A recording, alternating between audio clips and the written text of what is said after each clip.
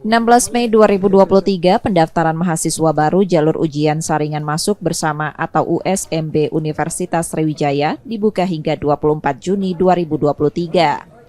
Jika calon mahasiswa baru sebelumnya tidak lulus jalur UTBK dan SNMBPTN, jalur ini merupakan pilihan yang bisa diikuti. Panitia dari Universitas Sriwijaya menyebut kuota mahasiswa jalur ini sebanyak 30% dari seluruh total mahasiswa baru yang ada. Untuk tes terdiri dari tes skolastik dan literasi. Materi tesnya itu ada 2, tes skolastik dan literasi. Jadi ada perubahan baik dalam pengkodean, mata uji, ya seperti itu.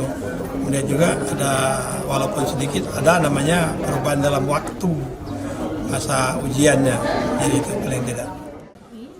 Agar mempermudah peserta seleksi USMB Universitas Sriwijaya bekerja sama dengan 13 perguruan tinggi swasta di Sumatera Selatan.